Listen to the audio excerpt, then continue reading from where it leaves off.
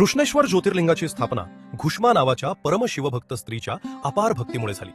हे मंदिर महाराष्ट्रातील दौलताबाद पासून सुमारे 11 किलोमीटर अंतरावर आणि वेरूळ लेण्यांजवळ आहे। या ज्योतिर्लिंगाचे वर्णन शिवपुराणातील पोटी रुद्र संहितेत केले आहे। दक्षिण दिशेला देवगिरी पर्वताजवळ सुधर्मा नावाचा एक ब्राह्मण त्याची पत्नी सुदेहा सोबत राहत होता। दोघेही शिवभक्त होते, परंतु त्यांना मूल होत नव्हते, त्यामुळे ते दुःखी होते। सुदेहाने सुधर्माला दुसरे लग्न करण्याचा आग्रह केला। तिच्या म्हणण्यानुसार सुधर्माने सुदेहाची धाकटी बहीण घुष्मा हिच्याशी लग्न केले। घुष्मा ही देखील शिवाची निष्ठावान भक्त होती।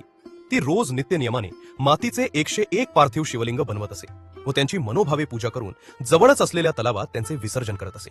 शिवकृपेने तिला पुत्रप्राप्ती झाली, त्यामुळे घरात तिचा मान वाढला आणि सुदेहाच्या मनात तिच्याबद्दल ईर्ष्या उत्पन्न झाली। मुलगा मोठा झाला आणि जेव्हा त्याचे लग्न झाले तेव्हा सुदेहाची ईर्ष्या अधिकच वाढली। एका रात्री सर्व झोपले असताना सुदेहाने घुष्माच्या मुलाची धारदार शस्त्राने हत्या केली व त्याच्या शरीराचे तुकडे करून त्याच तलावात टाकले, जिथे रोज घुष्मा पार्थिव शिवलिंगांचे विसर्जन करत होती। आणि घरी येऊन ती शांतपणे झोपी गेली। सकाळी जेव्हा घुष्माच्या सुनेने उठून रक्ताने माखलेले पलंग व काही मांसाचे तुकडे पाहिले तेव्हा ती आक्रोश करू लागली। कुणाला संशय येऊ नये म्हणून सुदेहा देखील दुःख करू लागली। घुष्माची सून रडत रडतच घुष्माकडे आली आणि पती कुठे आहे असे विचारू लागली, पण घुष्मा विचलित झाली नाही। ती आपल्या नित्यपूजेत मग्न राहिली। पूजा झाल्यावर तिने ते दृश्य पाहिले तेव्हा दुःख न करता ती सुनेला धीर देत म्हणाली की ज्यांनी मला पुत्र दिला तेच महादेव त्याचे रक्षणही करतील, ते काळांचेही काळ आहेत असे म्हणून ती नेहमीप्रमाणे शिवलिंगांचे विसर्जन करण्यासाठी तलावाच्या काठावर गेली। विसर्जन करून झाल्यावर तेथून परतत असतानाच तिला तिचा मुलगा जिवंत उभा दिसला। त्याचवेळी भगवान शिव तेथे प्रकट झाले। भगवान शिवांनी तिच्या भक्तीवर प्रसन्न होऊन तिला वर मागण्यास सांगितला।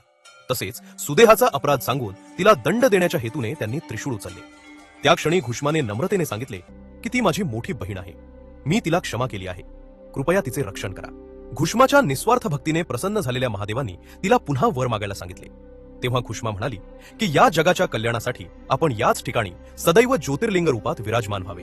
घुष्माच्या प्रार्थनेने प्रसन्न होऊन भगवान शिव त्याच तलावाच्या काठावर ज्योतिर्लिंग रूपात विराजमान झाले आणि हे ज्योतिर्लिंग घुष्माच्या नावावरून घुष्मेश्वर किंवा घृष्णेश्वर म्हणूनही ओळखले जाऊ लागले आणि हा तलाव शिवालय नावाने प्रसिद्ध झाला।